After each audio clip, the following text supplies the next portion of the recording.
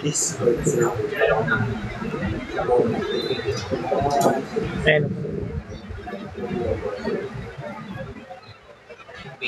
good morning po sa ating worship service dito sa URFBC. Salamat sa Panginoon sa opportunity na tayo po ay patuloy na magsama-sama na sumamba sa ating pong Panginoong Diyos, na ating Panginoon at tagapagligtas. Pinapasalamatan natin ang Panginoon sa buong linggong ito na proteksyon niya sa lahat ng ating pumalakad at mga gawain. Sa kanyang pagsustina sa atin, pag-protect. Salamat sa Panginoon. Patuloy natin ipag-pray ang bawat isa, maging mga kabataan natin. Si Irene po, hindi po natin kasama ngayong umaga kasi nag-take siya ng entrance exam niya. Si Dewell katatapos din lang mag-take ng entrance exam. Pray natin na sa biyaya ng Panginoon ay makapasa sila sa mga school na kanila pong ina-applyan as the Lord leads. Isama din po natin ipag-pray sila Francis, si IC at saka si Kenan. Nasa Malaysia sila, ito ay work-related. So isama po natin sila sa prayer. Pag-pray din po natin si Brother Wanyo, praise God sa kanyang answered prayer. God willing, makakabiyahe na siya mamayang gabi, no? Mamayang gabi patungo sa trabaho niya sa ibang bansa. Patuloy natin ipag-pray si Bert Bastro na nawa ang Panginoong Diyos ang magbigay sa kanya ng kakayahan para makapractice sa kanyang paglakad at mabigyan na rin po siya ng prosthetics. No, patuloy natin silang ipanalangin. Ipanalangin natin yung mga kabataan natin sa kanilang pag-aaral, ang mga pagtatrabaho ng bawat isa. Pag-pray natin si Ina, ay maaga din po siyang umalis kanina para sa trabaho niya. Pag-pray po natin na sustinahan siya ng Panginoon sa trabaho. Maging bawat isa sa atin, patuloy na pagpalain at ingatan ng Panginoon. So, binabalik natin sa Panginoon ang lahat ng papuri at ang lahat ng pasalamat. Belated happy birthday nga kay Irish noong November 8, kay Ina sa November 18. This month, sila po yung mga may birthday ng mga kapatid natin. Maliban kung meron po tayo. Si Dabon, kailan ang birthday ni Dabon? Hindi Kailan ang birthday mo, Dabon? Totoo, hindi naman yata. Binibiro ka lang ni Ma'am Su. Patuloy natin pag-pray sila pa sa Rami sa Kagape, sa ministry nila sa Palawan. Kasama na po yung mga kamanggagawa nila doon. Kasama din po natin ipag-pray yung mga pastors and workers na marami pong nakapost sa Facebook na may mga karamdaman.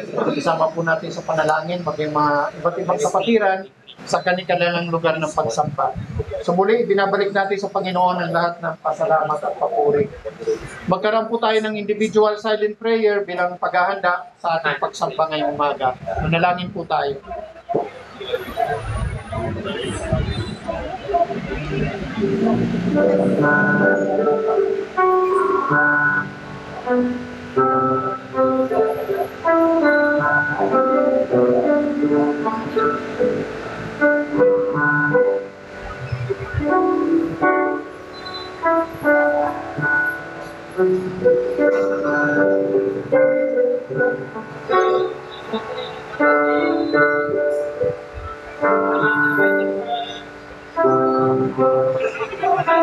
Psalm 66, verse 1 to verse 8. Make a joyful noise unto God, all ye lands. Sing forth the honor of His name. Make His praise glorious. Say unto God, how terrible art thou in thy works. Through the greatness of thy power shall thine enemies submit themselves unto thee.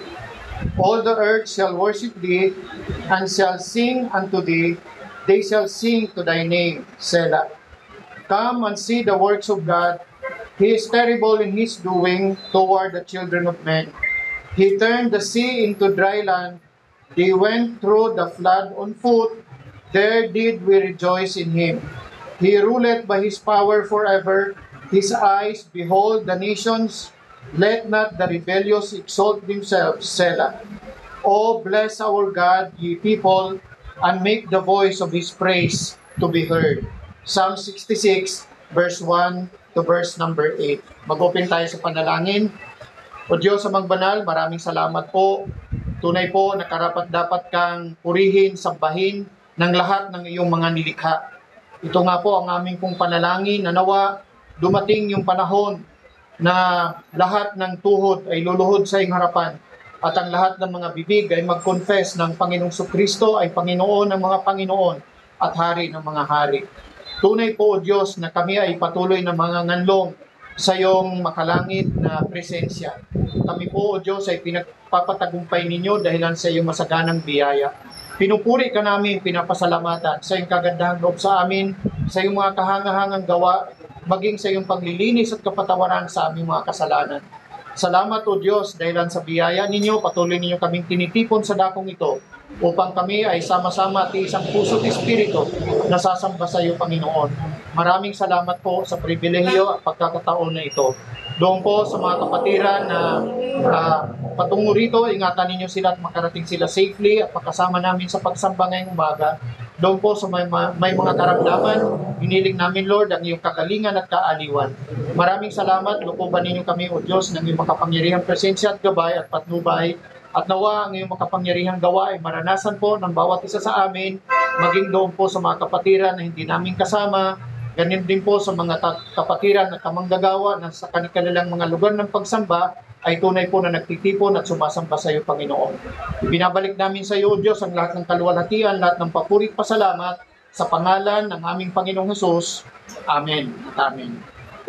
Purihin natin ang Diyos sa pamagitan natin pag-awit at tayo po tayong lahat. Awitin natin una ay I need thee every hour. Tunay po na kailangan natin ng Diyos sa bawat sandali ng buhay natin. And then next, awitin natin ang revive us again. Ito yung panalangin natin na Panginoon, pasiglahin ninyo kami lagi. I need thee every hour.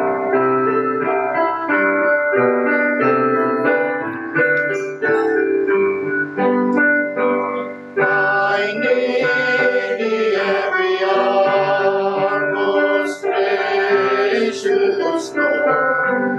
No tender voice like thine can peace afford. I need thee, oh, I need thee. Every hour I need thee, oh, bless me now, my Savior, I come to thee.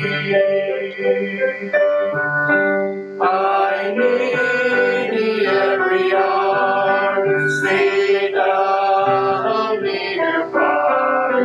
Temptations lose their power when thou art nigh. I need thee, oh, I need thee. Every hour I need thee. Oh, bless me now, my Savior, I come to thee. I need thee every hour, most holy one. Oh, make me thine indeed, thou blessed Son. I need thee, oh, I need thee. Every hour I need thee. Oh, bless me now, my Savior, I come to thee. Revive us again. Ito po yung ating pong panalangin.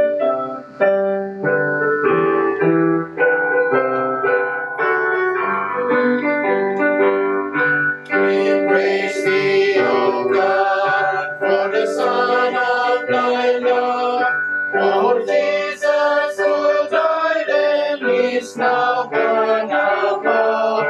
Hallelujah, thine the glory. Hallelujah, amen. Hallelujah, thine the glory. Revive us again. Revive us again. Fill its heart with thy love. Its soul be rekindled with fire from above. Hallelujah, thine the glory. Hallelujah, amen. Hallelujah, thine the glory. Revive us again. Amen. Pwede na po tayong maupo. Purihin po ang Panginoon. Ang sabi sa Psalm 37 verse 4, "Delight yourself in the Lord, and He will give you the desires of your heart." We praise God na ang Panginoon, bagamat may mga utos siya, ngunit kung ito ay ating pong susundin at isa sa katuparan, tunay po ng sabi ng Panginoon ay kanyang ipagkakaloob ang desire sa ating pong mga puso. As long as we delight before His holy eyes. Salamat sa Diyos sapagkat meron tayong Diyos na banal, matuwid at makapangyarihan sa lahat. Walang imposible sa ating Panginoon. This time, magbibigay tayo ng testimony at pasalamat papuri sa Panginoon sa kanyang patuloy na makapangyarihang gawa at pagpapala sa atin. Sino po ang nais na mag-start? Si Okay. So yun. Ibinolunteer ni Ma'am Susie. Silibraniwan niyo. Malaking pasalamat. Amen. Yun yung sa sinabi ni Pastor Jesus sa 37.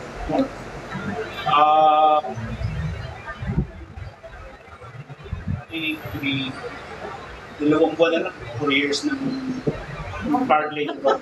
Harvest. Hindi ko na lang ito. Magbabakasyon na.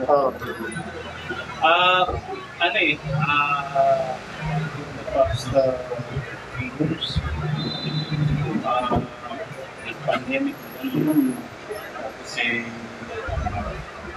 kahit pa paano yung nakakasurvive. Yun na yung meron. Kahit pagka alam mo wala na, ate, Amen. pero ito talagang wala na. Gusto ko naman mag-upload sa Saudi eh. Gusto ko naman Saudi, pang tawag dito. Pero ito talagang answered prayer. Amen. Amen. Praise God. Sabi mo, pagka hinihintay ka naman. Saka sa dami, magandang experience yung ngayon. Parang pinakita niya rin. Kaya siguro, ang inaano niya yung maging mature ka lalo sa pagiging Christian, sa pagiging sa pananampalataya sa wala rin iba rin. Hindi ko naman lahat. Pero ano pa rin yung malaking pasasalamat. May ibigay yung prayers. Prayer lang talaga. Amen. Amen. So praise God. Tunay na ang Panginoong Diyos, ang ating Panginoon ay sumasagot sa mga panalangin. Hindi man ayon sa ating sariling schedule, pero pag sumagot ang Panginoon ay tunay po na talagang sa kanyang kalooban talaga. So by faith, i-claim natin na palagi ito na in God's perfect time, hindi niya ipagkakait ang pinakamabuti sa atin. So ganun din kay Brother Wanyo, pag-pray po natin patuloy siya maging sa biyahe niya mamayang gabi papunta sa kanyang trabaho. Saan lugar nga Brother Wanyo? China? Sa Shanghai, China. So isama po natin sila sa prayer. So para alalahanin natin si Brother Wanyo, next Sunday magluto tayo ng Shanghai roll. So totoo yung sinabi ni Brother Wanyo, tunay po na napakatapat ng Panginoon. Pagamat dumadating yung time na parang wala tayong aasahan, pero bigla na lang may dumadating na in God's time may dumadating at apektado lahat tayo dahil sa pandemic na nangyari, yung 3 years na pandemic.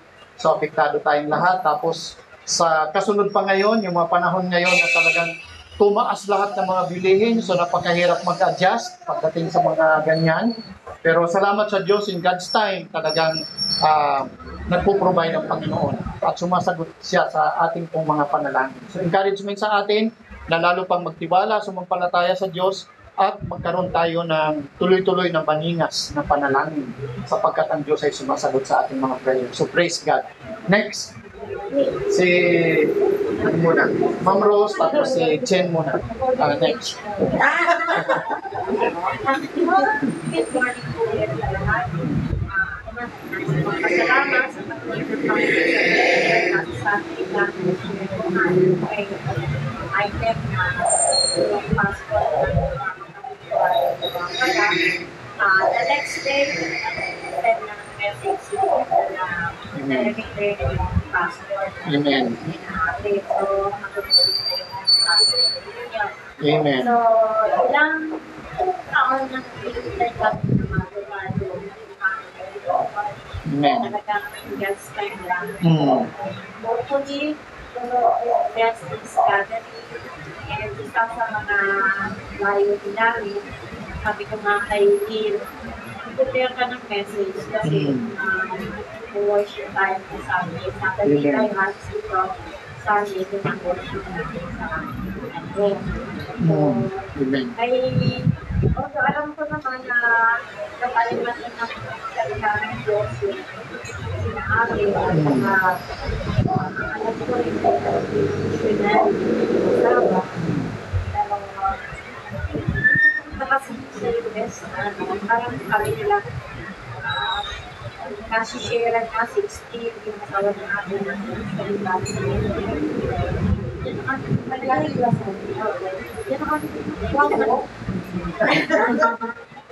eh, parang kasi tatay nga nila missionary, kaya wala dahil yung knowledge na nila. So, natanggap sa mission sa kanilang tatay. Parang naging solution ng parang hindi na sila dapat sa mail. Kaya ako, kung halimbawa na mag-prepare ka lang na message para sa worship natin. Kaya po rin na malipay din na ako na mag-confess naman sila pero kasi po since yung mga churches na kasi sa US ay pakikantahan kaya magpakikantahan ng ganyan. So parang hindi na nabibigyan masyado ng information word of God, yung message, parang places na. So, ganun po pinaakira nila sa church, sabi nga nila, ayaw ko na bumalik sa mga churches doon, sa US one, especially sa Las Vegas na. Kaya, we pray na sa gathering namin, ikaw, kapatid, sila i-share dahil isa pa mga pinagsasalamatan ko sa Panginoon na dapat po sobrang education social fund expand po talaga ng mga mahal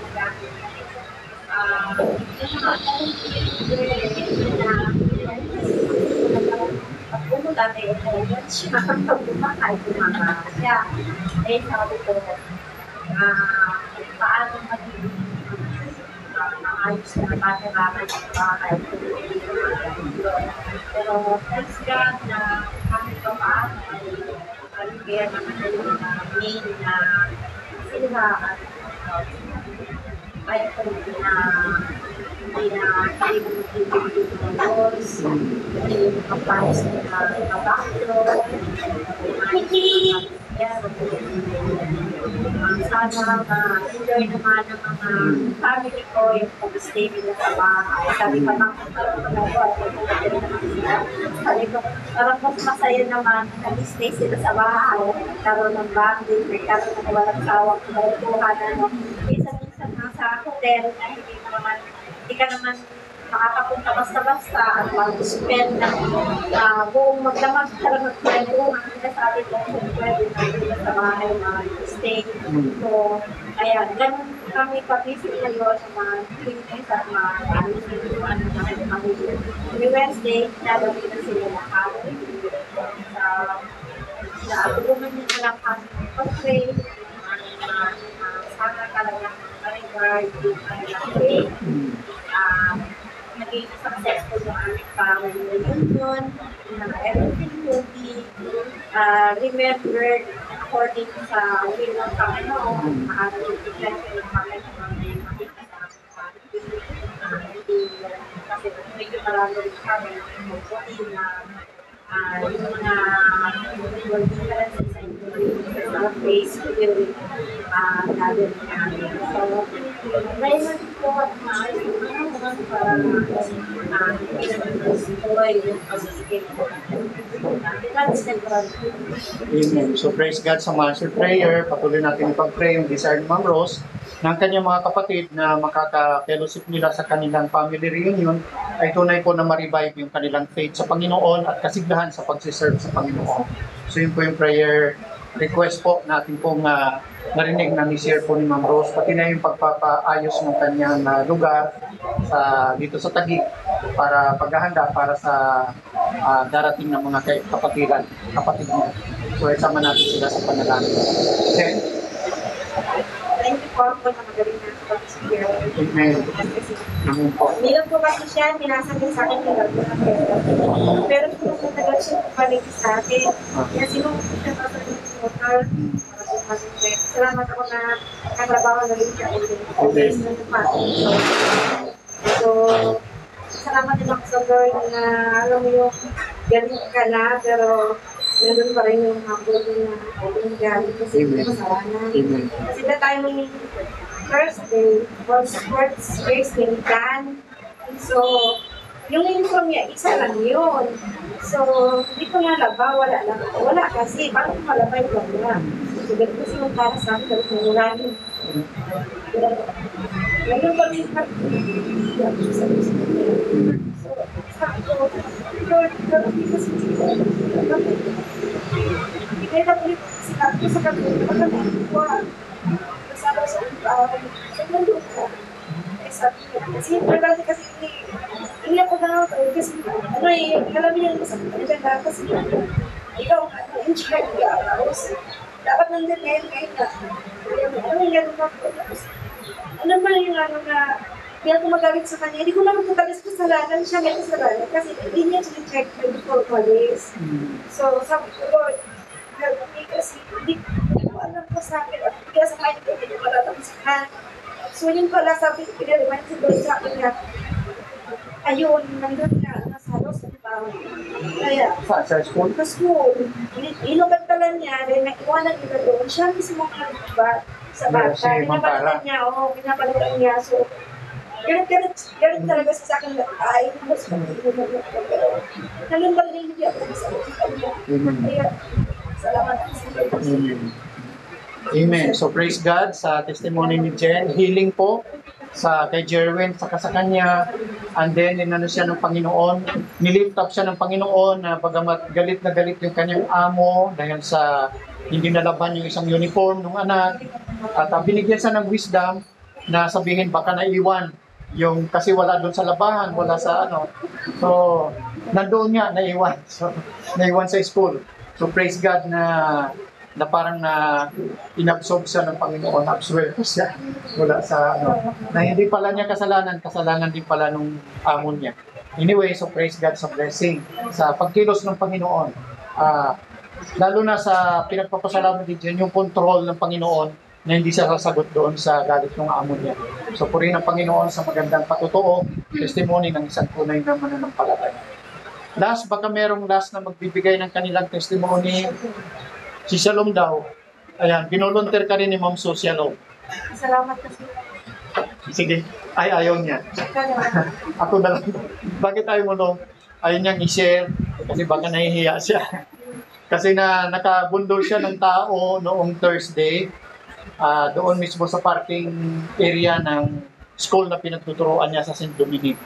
At yung nabundol niya ay kaedad ko daw. So, salamat sa Diyos na pinagtaktahan siya ng Panginoon. At aminado naman siya na parang pagkukulang niya kasi yung pag-akyat na gano'n, accelerator, biglang pumipitik minsan yung automatic. So hindi niya na-control. Parang kulang na sa panahon, parang nagpanik yata siya. Instead na yung brake ang maapakan niya, yung accelerator lalo yung naapakan niya. So, huli na naapakan niya yung brake. Naapakan niya rin yung brake, pero nandoon na. So, nabundol yung matanda na kumukuha ng gamit doon sa likod ng kotse niya. kasi inihatid niya yung kanyang apo sa school sa St. Dominic. So, praise God na hindi naman na balian ng kahit na anong buto, medyo nabugbog lang yung muscle niya. Tapos praise God din na sa St. Dominic may hospital, so doon sa in-x-ray, doon sa in-examine, at yan, so na-discover na walang fracture, tapos muscle pain lang. So binigyan ng mga gamot, binigyan ng muscle relaxant, muscle pain reliever, yung mga ganon. So nagkaroon na ng follow-up check-up kahapon. So okay naman daw yung matanda, pain muscle pain lang. Hopefully na talagang tuloy-tuloy na ganun lang. Wala talagang malaking disgrasya. So sabi ko kay Shalom, mag-thank you tayo sa Panginoon kasi iningatan ka ng Panginoon. Kasi kung hindi, imagine yung plate number na medyo natupi ng kaunti. Tapos yung left side ng hood ng kotse, medyo bumaba ng kaunti o bumaba gumanon. So sabi ko, malakas yata yung pagkaano. Buti na lang yung lalaki hindi na balian ng buto kasi na parang nag-ipit daw Nag-ipit daw sa parang plastic yung hindi na metal, yung fiberglass ang tawag doon. Kaya inasikaso niya sa insurance at sinek up na yung kotse at hinihintay na lang namin yung feedback ng insurance kasi sabi doon sa Toyota ay baka palitan daw yung buong tapaludo sa harap. So yan. Tapos inaano ni Shalom kung pwedeng i-reimburse yung x-ray, yung medical expenses. Hinihingian siya ng police report. So hindi na siya kubuha. At ang sabi naman ng ahente ng kotse, baka pwedeng i-reimburse yung mga reseta kahit na walang police clearance, police report. Baka pwedeng i-reimburse sa insurance. So yun yung mga pre-request din namin. Una yung matanda na okay na talaga, walang problema. Tapos yung insurance ay mag-okay. At yan, tawagan na kami nawa next week para maayos na rin yung kapalodo ng sasakyan. Yan. So yun yung mga problema ng mga nagda-drive, Talagang minsan hindi natin inaasahan yung mga nangyayaring ganon. So dagdag na expenses. Anyway, so sa blessing naman ng Panginoon, nagpo-provide ang Panginoon. Ngayon din, nagpapaayos din kami ng kwarto kasi nga si Nati at saka si Dane, yung ginamit ng Diyos na ibigay yung bahay sa amin, ay magbabakasyon sila sa December.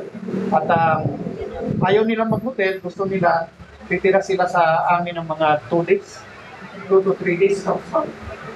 2 weeks. Kaya ayaw mag-hotel. Kasi may 1 week dito tapos 1 week sa bago. Okay. Pero kung lahat. Ang alam ko kasi 2 days lang Anyway. So, ayaw nila mag-hotel, gusto nila tumira sa atin. So, pinapayos namin yung kwarto na tinitirahan ni Pia. At doon muna sila sa pansamantala habang gusto nila po doon sa amin mag-stay. So, siguro gusto nila mag-stay na matulugan yung bahay. Ayaw nila mag-hotel. Anyway, kasi may atin silang kasal sa Alabang, sa December. So, habang nag-ano sila, dyan po na sila sa bahay. Mas gusto nila yung fellowship, sabi nga ni Ma'am Rose, yung fellowship ay pwedeng 24/7. Sa hotel, medyo malayo pa, at saka biyahe. So anyway, sama ninyo sa prayer na maging blessing pa rin at comfortable. Si Stephen daw ay may sakit. So yan, so hindi yata maka-church. Nandyan na rin, sumunod. Ayan. So nung pa raw, Friday, nag-leave na sa trabaho si Stephen nung Friday pa lang kasi nga ay puyatan sila sa accreditation sa Ateneo. Pero yan. Si Shalom din, puyat-puyat kaya siguro nakabangga yan dahil sa puyat. Wala, hindi alerto. Kasi accreditation ng school din nila. So nagpupuyat sila hanggang madaling araw, nag-ano sila. Sabi ko sana umintuhan naman kayo. Kaso wala Anyway, Ganun talaga. So praise God sa lahat po ng blessing, sa kanyang sustaining grace sa bawat isa sa atin. Okay, so binabalik natin sa Panginoon, papuri pa salamat. Patuloy nating sambahin ng Diyos sa pamagitan ng ating pong pagbibigay ng ating offering. Hilingan natin ulit yung dalawang voice natin. Si Dewell at saka si June. Si Dewell ang magpapasalamat para sa ating mga kaloob ngayong umaga. Dewell, pakipray yung ating offering.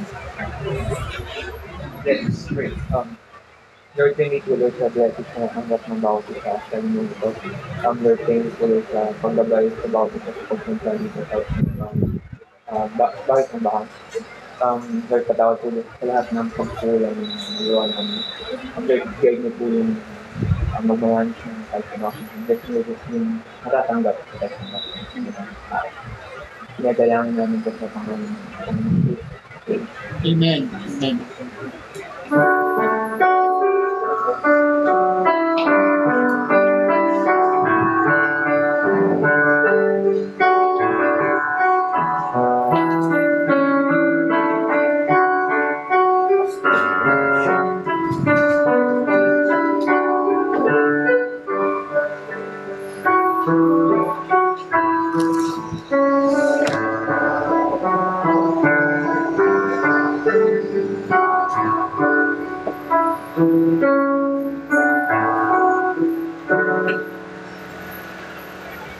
Ang ating passage na pag-aaralan ngayong umaga ay nasa Juan Kapitulo 21, talatang 12. John chapter 21, verse number 12. Babasahin ko po ito sa Tagalog. Chapter 21, ang aklat po ni Juan. Kapitulo 21, talatang 12. Ang sabi po ng salita ng Panginoon, sinabi ni Jesus sa kanila, halikayo at mag-agahan. Walang sino man sa mga alagad ang naglakas ng loob na magtanong kung sino siya dahil alam nila na siya ang Panginoon. Pagpalain ng Panginoong Diyos ang kanyang banal na salita. Ito ay paanyaya ng Panginoon sa kanyang mga disipulo, mga apostol at mga disciples. Sabi dito, invitation ng Panginoon sa kanyang mga disciples. At ang kanyang invitation ay, ang sabi, halikayo at mag-agahan. Ito po ay paanyaya ng pakikipag-isa sa Panginoon or fellowship sa Panginoong Kristo. At mapapansin ninyo, si Jesus Christ mismo ang nag-anyaya sa kanila na magkaroon ng pakikiisa o pakiki-fellowship sa Kanya.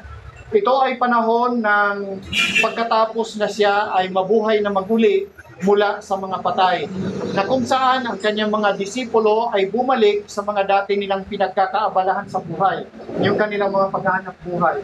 At itong mga disciples na to, ang iba sa kanila ay mga mangingisda, so sila ay nangingisda sa panahon ito.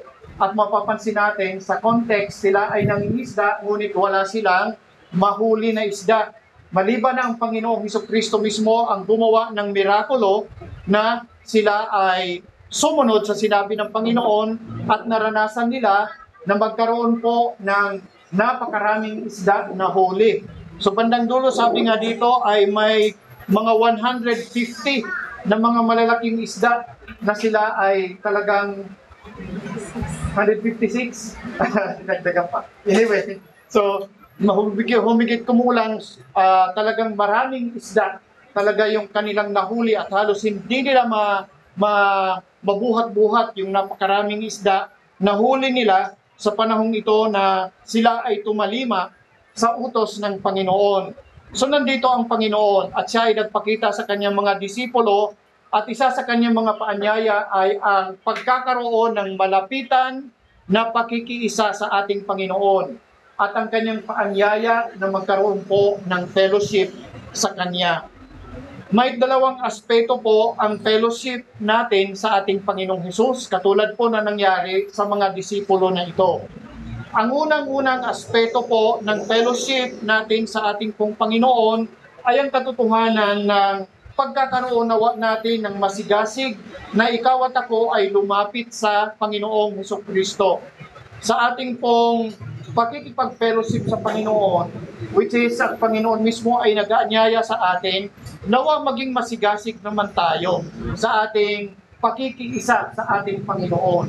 Kung iisipin nga natin, paglinggo, masigasig po ba tayo na paghandaan ang araw na ito na talagang lumapit sa Panginoon, sumamba sa Panginoon, makiisa sa Panginoon, kasama na po ang mga kapwa mananampalataya.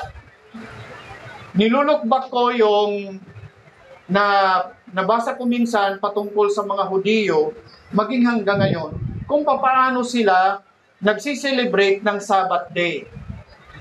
Biyernes pa lang, talagang naghahanda na sila.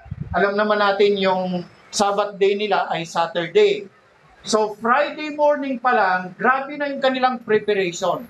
Grabe na yung preparation nila. Kasi mag-start yung Sabbath Day nila pagtakip silim ng Biyernes. Paggabi na. Pag magagabi na ng Friday, mag-uumpisa na yung celebration nila ng Sabbath Day. So the whole day, buong araw ng Biyernes na yan, umpisa pa lang pagsikat ng araw sa umaga ng Biyernes, nagpe-prepare na talaga yan sila para pagdating ng gabi ng Biyernes, focus na sila sa kanilang celebration ng kanilang Sabbath Day hanggang sa kinabukasan ng Saturday morning. Minsan iisipin natin pag Sunday, kailan ba tayo nagpe-prepare para sambahin ng Panginoon pag linggo ng umaga? Maraming mga Christian na naghahanda ng parang gipit na sa oras, no? Minsan hindi ka makakagising ng medyo maaga-aga kasi nga pagod na pagod ka sa gabi na yan, previous. Gabi ng Saturday, pagod na pagod, no? Kaya matutulog ka, ang hirap gumising sa umaga ng linggo kasi nga parang kulang pa yung tulog mo. Tapos iisipin mo pa, 5 days ako nagtrabaho, tapos Sunday lang yung pahinga ko, tapos gigising pa ako ng maaga para sumamba sa Panginoon. So minsan parang ang bigat ng ng maraming mga Christians. Nahihirapan bumangon kapag linggo ng umaga kasi nga, sasabihin natin, buong linggo nagtatrabaho ako tapos ito lang yung pahinga ko. So minsan nahihirapan tayo mag-prepare. Pero yung mga Hudiyo, talaga naghahanda talaga sila. Inihanda nila para pagdating po ng kanilang talagang akmang panahon na sila ay mag-worship na sa Panginoon, sa Diyos, talagang focus talaga sila. Wala na silang antana, wala na silang ibang iisipin pa kung hindi yung focus ng kanilang celebration. Alam naman natin maraming mga kuskus balungos yung kanilang preparation. Talagang perfect lagi. Yung mga pwesto ng ilaw, yung pwesto ng kandelabra, yung mga tinapay na kanilang kakainin, yung lamp na kanilang pagsasaluhan, napaka-perfect, napaka-maayos talaga. Yung mga washings na ginagawa nila, yung kung ano-ano pa, yung mga isusuot nila, talagang inihahanda nila ng gusto. Para talagang akmang-akma sa kanilang pagsampa. So nandoon yung enthusiasm, nandoon yung pagiging masigasig. Pagdating po sa pakikipellowship, pakikiisa, paglapit sa ating Panginoong Kristo. Dito po sa passage natin, ito po ay inilalarawan sa response o sa tugon po ni Peter.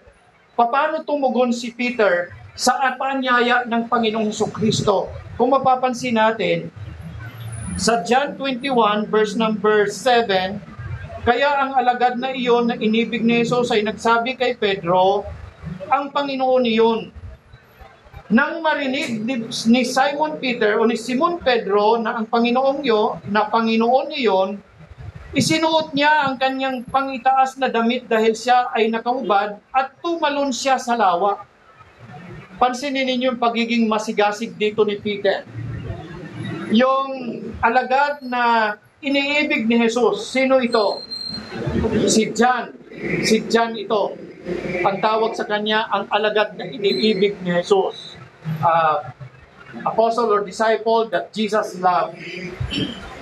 Siya yung humilig sa dibdib ni Jesus doon sa Lord's Supper. Gumanon siya sa dibdib ni Jesus. At kaya malapit siya sa Panginoon. At si John nagsabi kay Peter, nandito ang Panginoon. So nagulat marahil na ano si Peter, no? Na-excite. Nandun yung excitement. Nandun yung enthusiasm na nandoon ang Panginoong Kristo. Bakit ganun na lang yung enthusiasm ni Peter? Kasi nga, Before that, nakagawa siya ng isang, hindi lang isa, tatlo. O 3 times nang sinabing, hindi ko kilala yan. Hindi ko kilala. 3 beses na talagang nagsabi siya na, hindi ko kilala yan. Inano niya, anong tawag dyan? Dininay niya si Jesus 3 times. Sa panahon na siya ay nililitis patungo sa crucifixion. So, this time, nung malaman ni Peter na talagang nandun si Jesus, grabe yung kanyang response, grabe yung kanyang tugon. Ano ang kanyang ginawa? Isinuod niya yung kanyang damit. Hindi ibig sabihin dito na hubad-hubad si Peter. Kasi nakalagay kasi dito sa Bible, nakahubad siya. Ang nakahubad lang sa kanya, yung pangtaas. O yung pantaas, hindi yung pambaba. Although sabi nga nila, yung mga suot nila kasi noon, mahahaba hanggang sa baba. Pero I believe naman may tunic naman yan dito, yung parang balabal na ganon. O yun yung marahil lang naiwan, kasi nga nangingisda sila. Nasa bangka sila at nangingisda sila. At marami na silang huli this time. So marahil walang damit si Peter, wala siyang pantaas, kaya nung malaman niya nandyan si Jesus, isinuot niya muna yung kanyang damit na isusuot. Ang ganda ng ginawa ni Peter, ano? Although nandun yung enthusiasm niya, nandun yung panggigigil niya na meet at ma-fellowship niya si Jesus, talagang nagdamit siya. Nakakahiya naman na talagang haharap siya sa Panginoon na ganun ang itsura niya. No? Nagsuot muna siya at sa kanyang enthusiasm at sa kanyang pagiging masigasig, hindi niya hinintay na yung bangka makadaong doon hanggang malapit sa dalampasigan. Malayo pa, mga 10 metro siguro ang layo, mga 10 meters ang layo sa dalampasigan at saka sa bangka. Tumalon na si Peter at masigasig siyang lumangoy patungo kay Jesus. Hindi na niya hinintay. At mapapansin natin, may mga kasamahan siyang mga disciples dito. Pero namumukod tangi si Peter lamang, yung may ganong kasigasigan na talagang hindi niya hintayin na lapitan si Jesus. Siya lamang ang kaisa-isa na talagang tumalon sa dagat, lumangoy ng talagang grabing langoy para makapunta na sa kay Jesus. Yung iba, ang sabi dito ay lumusong sa mga maliliit na bangka para hilain yung net, yung mga isda na kanilang nahuli. Pero si Peter talagang tumalon talaga dito. Ganon siya kasigasig pagdating po sa fellowship sa Panginoong Hesus. Walang hadlang, hindi alintana ang sarili. Basta ang Panginoong Kristo talagang go na go talaga siya. Sabi nga, kapag ikaw ay enthusiastic sa Panginoon, ang enthusiasm na yan ay nagmumula sa isang malapitan na relasyon kay Jesus. Sabi nga, ang English na enthusiasm ay galing sa word na entheos, in God. Ibig sabihin, kung ang Panginoong Diyos ay nasa iyo, ikaw ay enthusiastic. Ini-enthuse ka ng power, ng presence ng Diyos sa buhay mo. Kung hindi malapit ang iyong relationship sa Panginoon, hindi ka malapit sa Panginoon, wala yung godly enthusiasm. At ito yung danger. Kapag wala lagi yung enthusiasm ng Panginoon sa buhay ng isang mananampalataya, umaandap-andap yan hanggang sa mamaya mawala na. Sabi nga parang mga gatong, pero pag pinagsama-sama, napakainit. Pag inihiwalay mo isang gatong, sa umpisa may apoy. Pero kung tuloy-tuloy na nag-iisa at nawawala ka na, mawawala yung apoy mo. At hindi lang yung apoy, pati na yung baga, mawawala, mamamatay, hanggang sa totally mawala na yung init. Ganon din ang ating relationship sa Panginoon. Pag pinabayaan natin, yung mga tinatawag nating spiritual disciplines, kapag pinabayaan natin, mapapansin ninyo, nagiging ugali na ng mga professing Christians na mapabayaan yung mga spiritual disciplines. Worshiping God sa church, prayer life, prayer time, reading the Word of God, fellowship with fellow believers, tapos pagbabasa ng mga Christian literature, kung may mapapanood ka, hindi puro hindi puro Netflix, hindi puro papanoorin mo yung mga Christian films, nakakatulong yan para lalo kang maging enthusiastic sa Panginoon. para lalo kang maging malapit sa Panginoon. Hindi naman masama mag-YouTube. Mas maganda nga mag-YouTube. Pag nag-YouTube ka, anuhin mo, may mga prayer sa YouTube. Nabibless ako sa mga prayer sa YouTube eh. Talagang biblical at saka Bible talaga sinasite nila, kinuquote nila yung mga biblical verses habang sila ay nagpipray. Kaya naano ko yan, si Mamso kasi madalas nakikinig ng ganon sa YouTube, yung mga prayer sa YouTube. At nagagawa ko na rin yan, pinapakinggan ko yung mga prayer sa YouTube, nakaka-bless talaga. Kasi biblical talaga. At yan ay nagbibigay ng sigla, pagiging masigasig sa kalooban ng Diyos, sa salita ng Panginoon, sa fellowship sa Panginoon at pagiging tapat sa Panginoon sa lahat po ng sandali ng buhay ng bawat isa sa atin. Pero kung pinapabayaan natin at lagi na lang panglabas yung ating ipinapasok sa ating puso't isipan, umaandap-andap na yung mga ano na yan, mga spiritual na mga bagay sa ating puso't isipan. Isa sa mga issue na dinalakay namin kanina sa Sunday School ay yung compromise. Pagpo-compromise ba? Na hindi na natin nauuna yung mga biblical truth at saka biblical principles para matuloy-tuloy tayo sa Panginoon. Nako-compromise na sa mga temptations dito sa mundo na to. Pero maganda yung mga suggestion nga ni Brother Juanyo pagdating sa, kasi ang sabi niya, paano na lang tayo ng mga Christian? Pag linggo, required ka magtrabaho, o di kaya merong mga kailangan pumasok ka, linggo, ng umaga, ganon. Kailangan mo pumasok sa trabaho. Halimbawa, may opportunity ka na mag-excel sa trabaho mo pagpapasok ka ng Sunday. Opportunity na ikaw ay ma-promote. Paano na lang yan? Ang isa sa mga sinuggest ay yung suggestion ni Aris, kanina maganda. Kasi nga, ang ibang mga churches may mga multiple services. No? May dalawang service sa umaga, may dalawang service sa hapon, may dalawang service sa gabi. So, multiple services. So, kung may gawain man sa trabaho sa Sunday morning, pwede pang mag-worship sa afternoon o sa evening. Pwedeng ganon. Ang suggestion ni Ares, sabi niya, Pastor, sa atin pwedeng gawin natin yung nire-record. Ayan, nire-record na nga ngayon. So, ipopost natin ito sa YouTube, no? Nawa ay pwedeng ma-review. Pwede kung hindi makaka-church, pwedeng mag-church sa pamamagitan ng recording. Ipopost natin sa YouTube, no?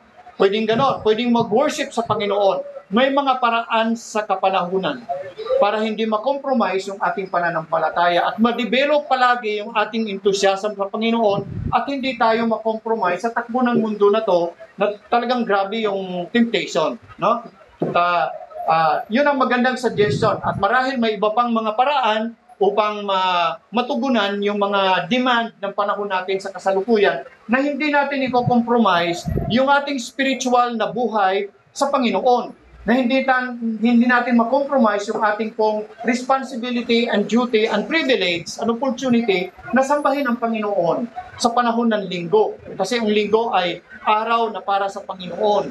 Pero dahil nga sa demand ng panahon natin ngayon, napakaraming mga temptation na kung saan may compromise natin yung mga bagay na ito, which is hindi dapat.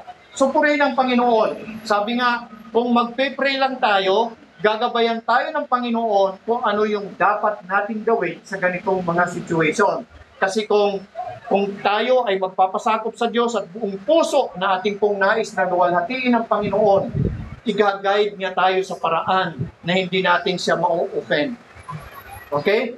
So ito po yung nakita ko kay Apostle Peter sa response niya sa anyaya ng Panginoong Kristo na halikayo, mag-agahan tayo. At pansinin ninyo yung anyaya ng Panginoon dito. Sa fellowship ng Panginoon, palaging nandoon yung spiritual food at saka physical food. Yan. May physical food at saka spiritual food. Kaya sabi ko nga, Lord, salamat. I believe ang your busy ay nasa linya ng iyong kalooban. Meron kaming spiritual feeding. Hindi lang kami yung puro sa amin lang, praise lang kami, pero walang pangungusap, wala na minsan, hindi na center ang preaching, Hindi na center ang Word of God, yung testimony ni Ma'am Rose. May mga churches na gano'n. Nag-worship sila, puro lang awitan, gano'n, awitan ng awitan. Wala na minsan yung preaching ng Word of God. No? Pero praise God, nawa dito sa Philippines ay manatiling ganito. Center pa rin talaga ang preaching ng Word of God.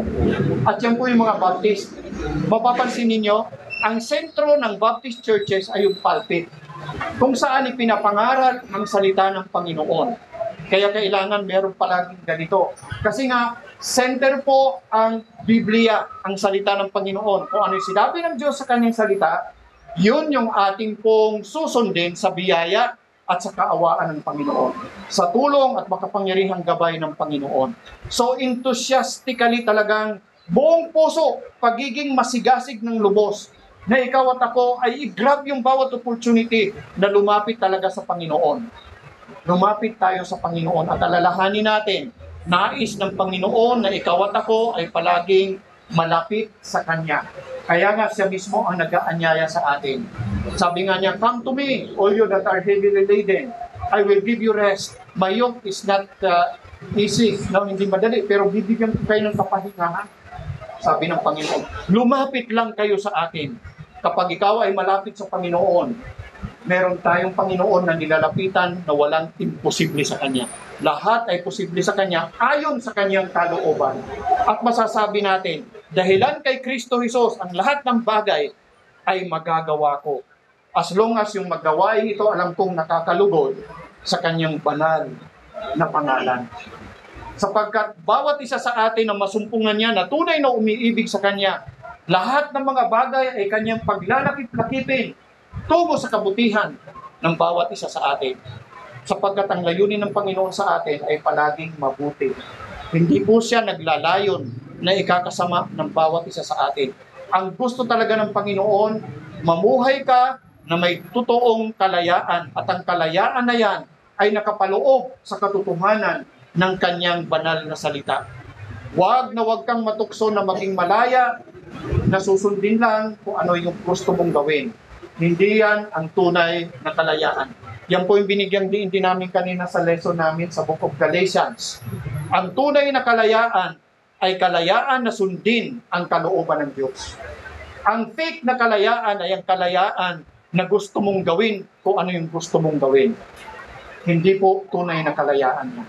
So mga kapatid, ang unang aspeto ng fellowship natin sa Panginoon o pakikipag-isa sa Panginoon ay ang pagiging masigasig na palaging hinahanap yung presensya ng Panginoon.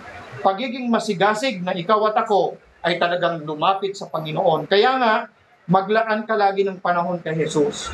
Palagi ko pong sinasabi ito, lahat tayo ay merong 24 hours a day para parehas tayo ng mga oras sa isang araw. Tayo ang magdidesisyon kung maglalaan tayo ng mga ilang minuto sa araw na yan, so 24 hours na yan, na makipag-meet sa Panginoon. Kaano man kahektik yung ating schedule, wala ka talagang panahon kung hindi ka maglalaan ng panahon para sa Panginoon. Pero kung paglalaanan mo siya, sasabihin mo, Lord, paggising ko, ilalaan ko sa iyo at least 20 to 30 minutes. Ilalaan ko sa iyo yan, Lord. Gagamitin ko yan para makipag-meet sa iyo. Maglaan ka talaga ng panahon kay Jesus. Kasi kung hindi, mawawalan ka talaga ng panahon kay Jesus. Mawawalan tayo lahat ng panahon para sa Panginoon. Kasi napaka-busy talaga ng schedule ng mga tao, ng bawat isa sa atin.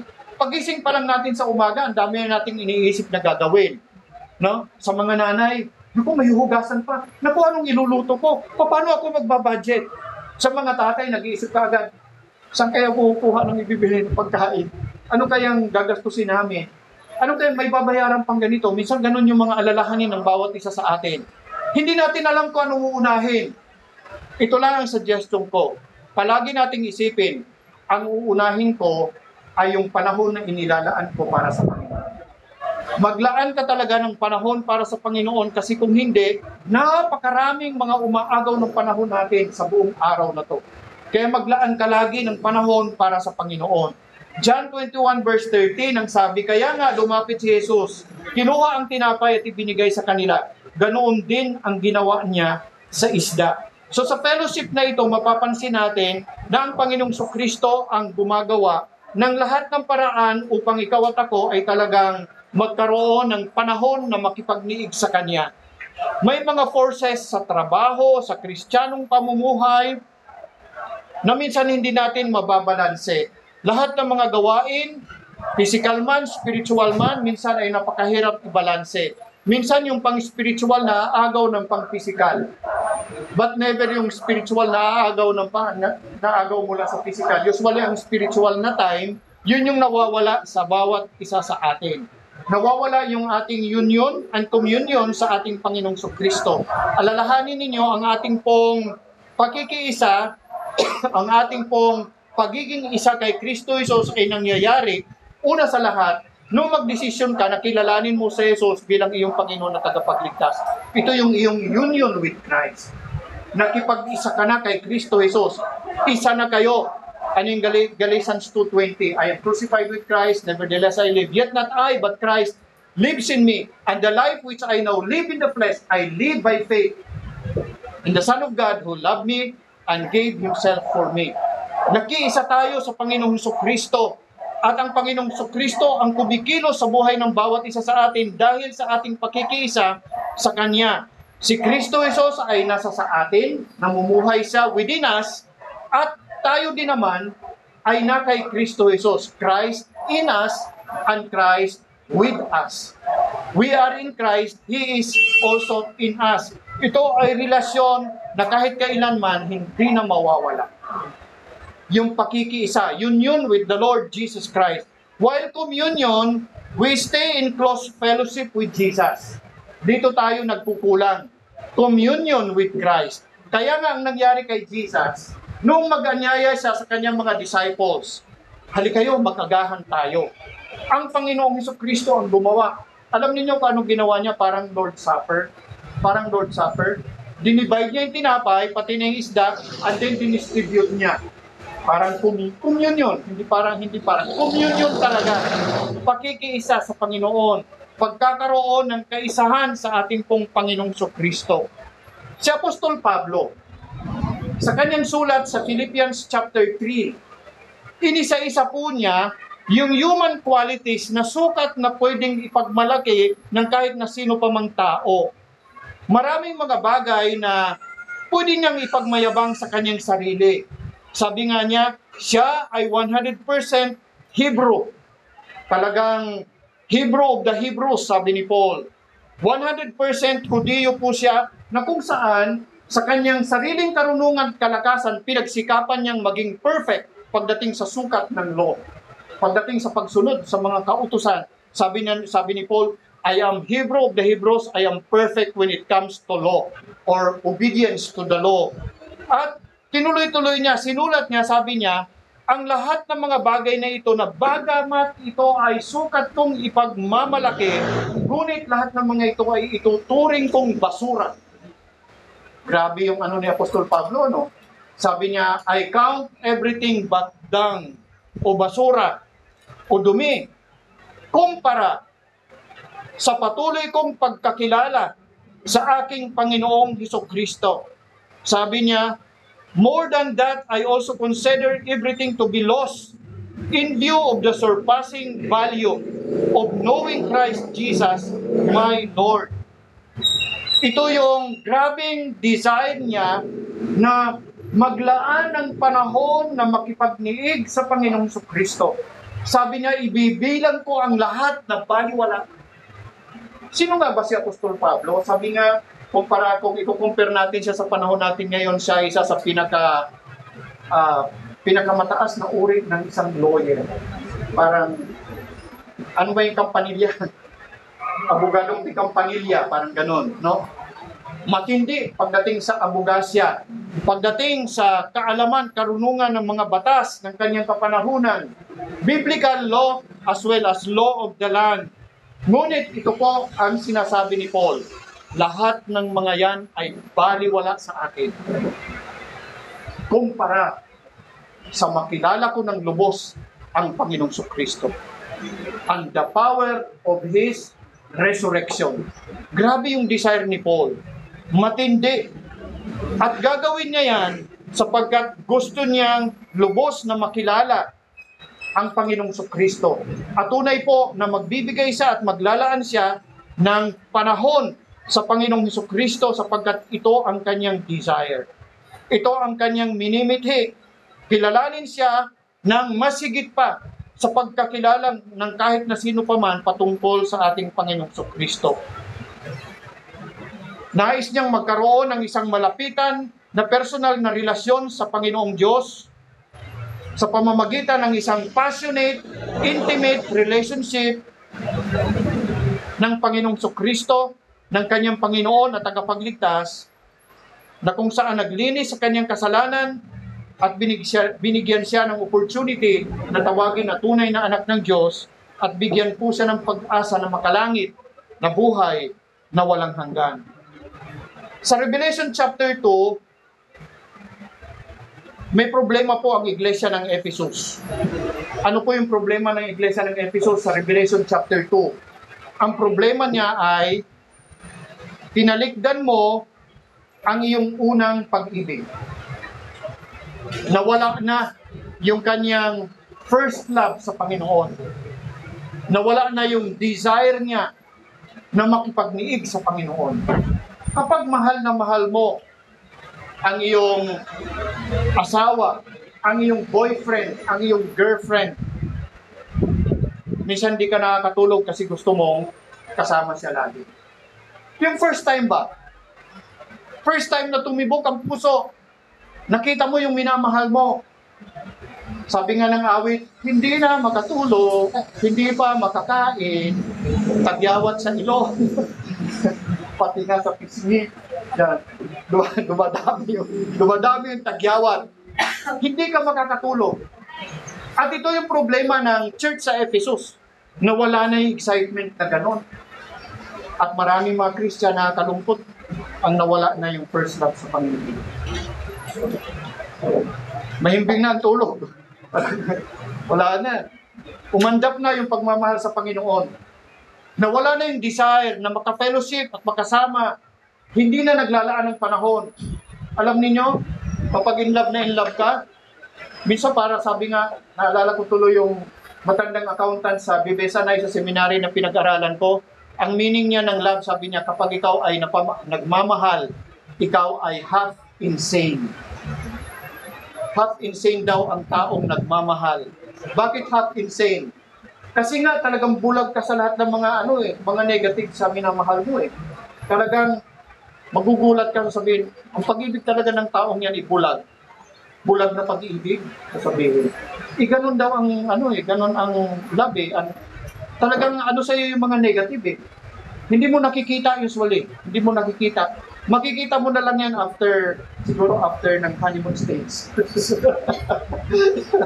After ng honeymoon stage, mga 3 to 5 years. After ng 3 to 5 years, doon mo na makikita yung ng partner mo. Tapos unti-unti umaandap na yung love na naramdaman mo at first, sa umpisa. Ano nagsusustain sa mag-asawa? Love pa ba? Commitment. Biblical, especially biblical commitment. Kasi kung love lang, according to the meaning of the word ng love, wala na talaga. Wala na. Commitment talaga na itinuturo ng Panginoon. Ang tawag na dyan maging sino ka man. Ganon. Kasi doon mo na nakikita yung mga impurities. And I believe doon mo na marirealize yung tunay na pagmamahal. Okay? May love pa rin pero napapalitan na. Hindi na half insane. Parang gising na. Nagising na sa katotohanan. Although nagising na sa katotohanan, pero tinatanggap pa rin kita. Agape kind of love. Hindi na yung worldly love. Ano yung agape love nga? Maging sino ka man, mahal kita. Yun ang Panginoon. Magkasalanan ka, mahal kita. Ililigtas kita sa iyong kasalanan. Kung ikaw ay magsisisi sa iyong mga kasalanan. Ganon din sa mag-asawa. Diba? Nandoon yung give and take. Humihingi ng patawad, papatawarin. Diba? Ganon na yung nagsusustain sa bawat isa sa atin. Kaya mga young people natin, Maging malapit talaga kayo sa Panginoon kasi kung hindi, naku, talagang very challenging ang buhay ng pag-aasawa. Sabi nga dalawang persona na magkaiba, magsasama. Kung ang pagsasama okay na yung pagsasama na parang magkasama na different. Parang ang turing sa inyo, pinagdikit kayo ng Willwood United talaga united. Ganun ang Panginoon sa atin, united tayo sa Panginoon. Ang mag-asawa united. Kaya magkasama talaga tayo forever hanggang kunin tayo ng Panginoon. Kasi united tayo Hindi tayo pwedeng paghiwalayin. Kaya kailangan talagang nandyan yung time, nandyan yung effort, nandyan yung lahat-lahat. Ganun din sa relationship natin sa Panginoon. Ganun din sa relationship natin sa Panginoon. Maglaan ka ng panahon sa ating Panginoong Kristo sapagkat kung hindi, talagang aandap-andap ang iyong relasyon sa Panginoon. Philippians 3 verse 10, ang sabi ni Paul, ito ay upang makilala ko siya at ang kapangyarihan ng kanyang muling pagkabuhay at ang pagkikipag-isa sa kanyang mga paghihirap upang matulad ako sa kanyang kamatayan. Ang ganda po ng goal ni Apostle Paul dito, maging katulad kay Jesus Christ, hindi lamang sa kasiyahan, kung hindi sa hirap, sa lahat ng panahon. Para maging katulad daw siya, maging sa kanyang kamatayan. Ano ang kanyang kamatayan? Buhay na walang hanggan. Buhay na walang kamatayan into eternal life. Ganun tayo. Pag namatay tayo sa Panginoon, hindi tayo tungo sa kapahamakan. Patungo tayo sa buhay na walang hanggan, sa kaligayahan, sa presensya ng Panginoon. Mga kapatid, alalahanin lagi natin, meron tayong Panginoon na palaging nag-aanyaya sa iyo at saka sa akin ng fellowship. Okay? Fellowship. Katulad ng sinabi niya dito sa kanyang mga disciples, yung mga disciples niya, talagang bumalik sa dating gawin pagkatapos ng kanyang kamatayan. Bumalik sila lahat. Ang Panginoon ang unang nag-step at ang sabi niya, halika kayo, magagahan tayo. Salamat na lang, merong katulad ni Apostle Peter na talagang masigasig talaga siya. Masigasig. Hindi niya hinintay pa na ilapit siya ng bangka siya mismo. So mag-effort din tayo. Mag-effort tayo. Kapag wala kang effort, talagang mahirap talaga mag-grow spiritually. Kasi aagawin ng napakaraming mga forces. Kaya mag-effort talaga. Mag-effort. Paghandaan ang araw na to ng pagsamba sa Panginoon. Mag-effort tayo katulad ni Peter. At ilaan natin itong panahon na ito. Ilaan natin ang mga panahon araw-araw. Nagbibigay tayo ng oras or minuto para sa Panginoon araw-araw. Mag-pray po tayo. Lord God, maraming salamat po sa challenge na ito. Salamat sapagkat ikaw ay aming Panginoon na tagapagligtas na palagi nag-aanyaya sa amin na lumapit lagi sa iyo. Sapagkat ikaw ay Diyos na tapat at tunay na makapangyarihan na pinupunuan ninyo ang aming mga pangailangan, spiritual as well as physical. Ikaw ay aktibong gumagawa, ikaw ang unang-unang humahakbang upang kami, Panginoon, ay maging malapit sa iyo. So Lord, ialay din naman namin ang aming sarili sa iyo, ang aming mga panahon, ang aming mga kakayahan, aming pong iniaalay sa iyo, Panginoon. Dakila ka at karapat-dapat kang paglingkuran, sambahin na may kagalatan at katapatan. Tulungan ninyo kami, Lord God, na mamuhay para sa iyo. Salamat, Lord. Binabalik ko po sa iyo ang lahat ng papuri, lahat ng pasalamat sa pangalan po ng aming Panginoong Jesus. Amen. Purihin po ang Panginoon. Bilang tugon, tayo po ay aawit po in response. Awitin po natin ang seek first the kingdom of God and His righteousness, and all these things shall be added unto you. Tatayo po tayong lahat.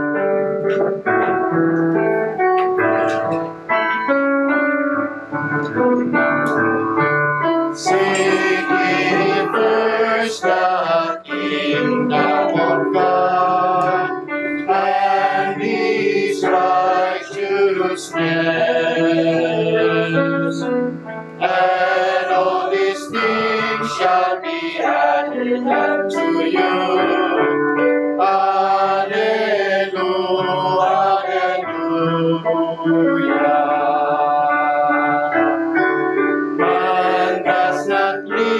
By bread alone, but by every word that proceeds from the of God. Hallelujah, hallelujah. Magpo-close po tayo sa prayer, and then after this, meron po tayong financial report, and then after that, may lunch fellowship po tayo. Mag-pray po tayo. Muli, O Diyos, amang banal, maraming salamat po sa katotohanan na Ikaw ay aming Diyos, na talagang ang iyong pagmamahal sa amin ay hindi nasusukat ng kahit na anong panungkat ng tao. Ikaw ay aming Ama na palaging nauuna sa hakbang upang kami ay iyong tatagpuin. Tulungan ninyo kami, Panginoon, na maging handa sa mga panahon na Ikaw ay kumakatok sa aming mga puso at sa aming mga isipan, sa aming mga buhay. At Ikaw ay papasukin ng masagana sa aming pong buhay, Panginoon. At magkasalo po na mag-i-enjoy sa iyong abundant provision, Panginoon. So Lord God, nandito kami, Panginoon. Maglaan kami lagi ng panahon para sa iyo. Ialay namin ang aming sarili na may pagiging masigasig, na Ikaw ay aming pong lapitan, hanapin sa bawat sandali. Sapagkat sabi ninyo sa iyong banal na salita, yung nagsisik sa iyo ay tunay po na makakatagpo at masusumpungan, Panginoon, ang iyong presensya at ang iyong pagkilos. So Lord, inihabilin namin sa iyo ang lahat ng mga ito.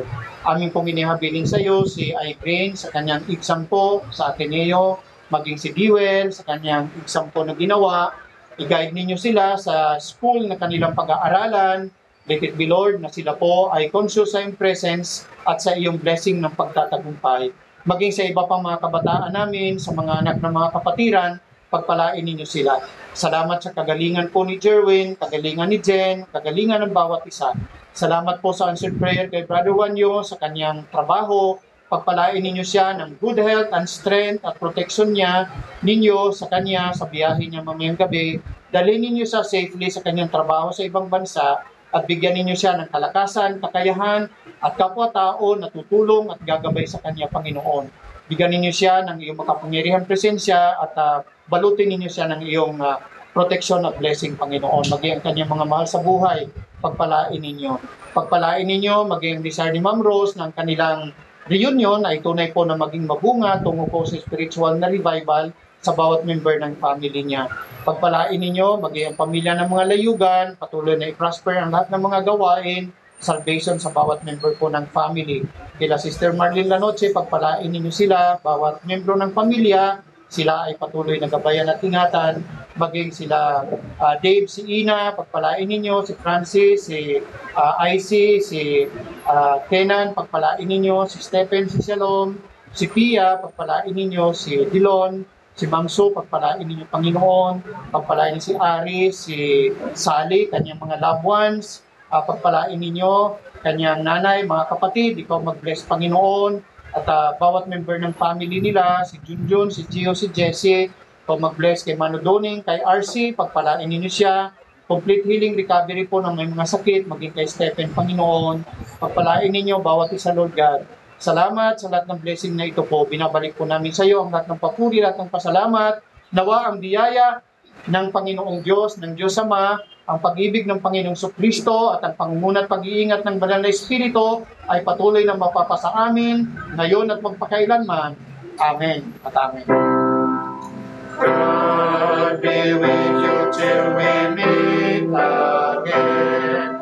By His counsels God uphold you, with His sheep securely fold you. God be with you till we meet again, till we meet, till we meet, till we meet at Jesus' feet, till we meet, till we meet. God be with you till we meet again. God be with you till we meet again. Keep love's banner floating o'er you. Smite its threatening weight before you. God be with you till we meet again. Till we meet, till we meet. we meet at Jesus' feet. Till we meet, till we meet. God be with you till we meet again.